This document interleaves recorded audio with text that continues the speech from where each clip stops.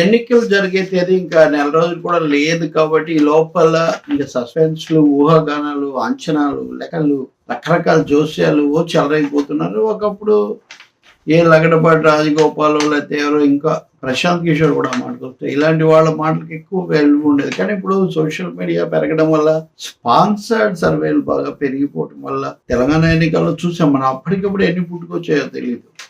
నేనైతే ఎప్పుడు ఒకటే అభిప్రాయంతో ఉన్నాను. ఒకదాన్ని నమ్మడానికి ఇంకోదాన్ని నమ్మకపోవడానికి పెద్ద కారణం ఏం లేదు.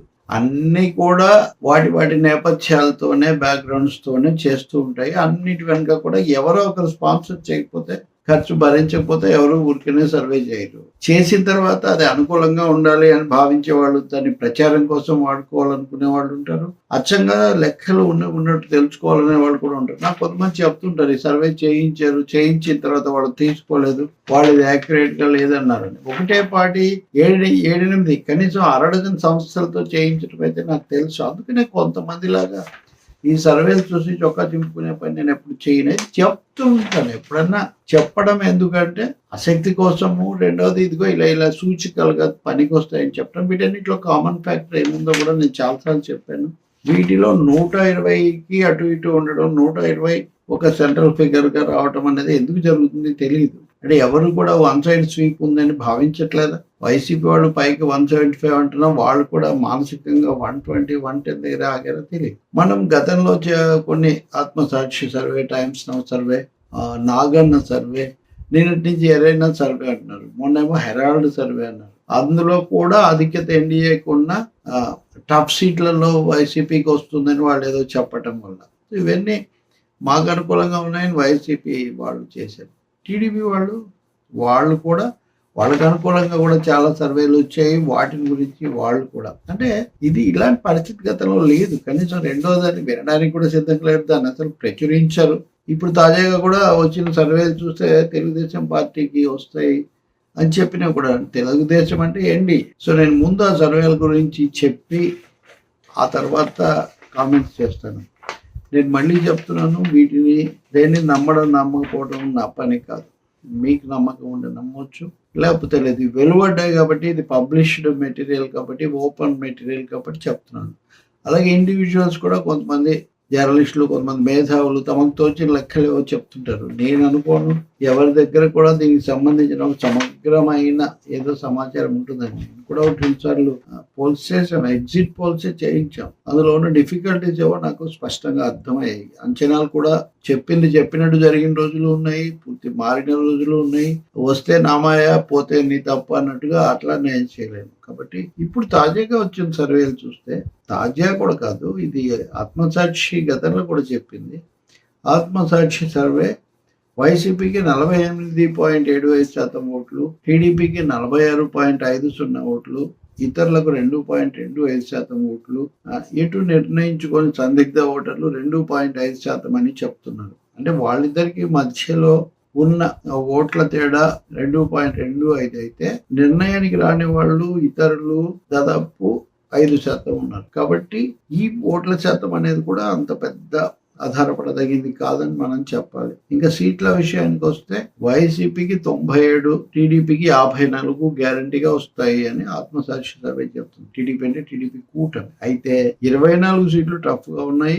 24లో 16 వైసీపీ వైపు, 8 టీడీపీ వైపు, 3 ఉన్నాయని చెప్తుంది. అంటే అప్పుడు 118, అక్కడ 62 ఇక్కడ అవుతాయి. అంటే 97, 118 మధ్యలో చాలా గ్యాప్ కదా.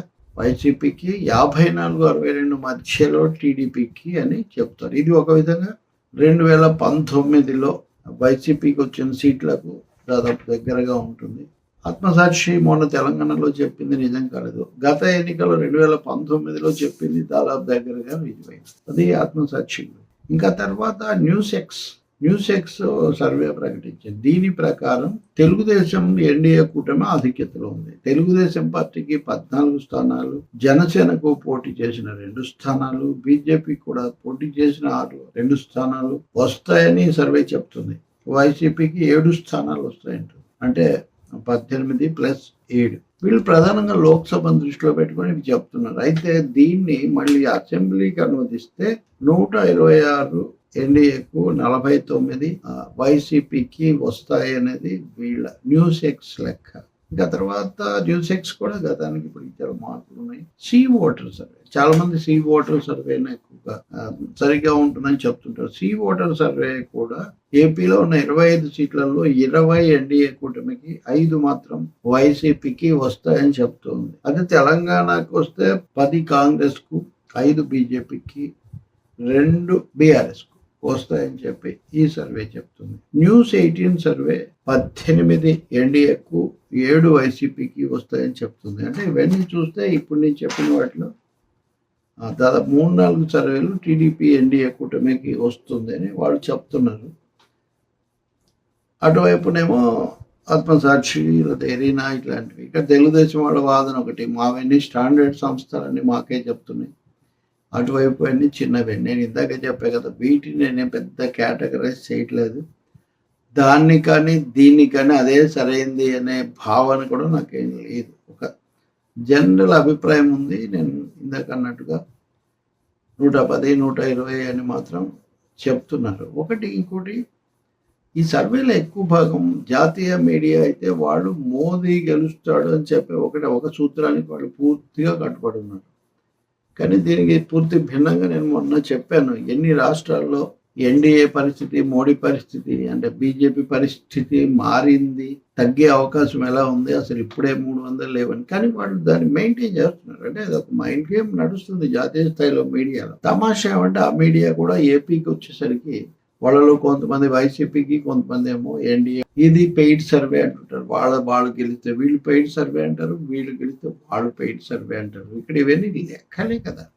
ఇప్పుడు వీటి మీద పెద్దగా ఆవేశపడాల్సిన, ఆందోళన పడాల్సిన అవసరం లేదని నా అభిప్రాయం. ఎవరైనా సరే వీటిని కొంత కాలక్షేపం, కొంత రాజకీయ అంచనా, కొంత కంపారిటివ్ స్టడీ పరిశీలించి చూసుకోవడానికి, కొంత మదనం చేసుకోవడానికి, మదింపు వేసుకోవడానికి మాత్రమే వీటిని తీసుకోవాలి తప్ప ఇందులో ఆ సర్వే ఇలా చెప్పింది అన్నంత మాత్రాన అదే సర్వస్వం అని, ఇది ఇంకోటి కాదన్నంత మాత్రాన కాదని ఏం లేదు. సరే, ట్రోలర్స్ ఎట్లా ఉంటారు, ట్రోలర్స్ కావాల్సిన కామెంట్స్ చేయొచ్చు, మోస్ట్ వెల్కమ్. ఎవరైనా చిలక జోష్లాగా నేను చెప్పిందే జరిగింది అని ఎక్కువగా ఎగిరిపడాల్సిన అవసరం లేదని నా ఉద్దేశం. ఎందుకంటే ఈ 40 ఏళ్లలో చాలా ఎన్నికల్లో చాలా అంచనాలు, చాలా లెక్కలు, నాయకులవి, మీడియావి, సర్వే సంస్థలు ఇప్పుడు చాలా సైంటిఫిక్ అంటారు. ఏం సైంటిఫిక్? చిన్న వాటిలో కూడా పొరపాట్లు జరుగుతున్నాయి. అందుకనే అందుకే ప్రశాంత్ కిషోర్ లాంటి వాడు కూడా మై గట్ ఫీలింగ్ అంటున్నాడు. వాళ్ళు ఏమి చేయరని కాదు, చేస్తారు. అయినా కానీ ఎందుకు కమిట్ కావటం ఒక పరిధి మించారు. అందుకనే నా సలహా ఏంటంటే అటు వైసీపీ వాళ్ళైనా ఇటు టీడీపీ వాళ్ళైనా ఈ సర్వేలు, ఈ లెక్కలు చూసి మరీ ఆవేశపడకండి.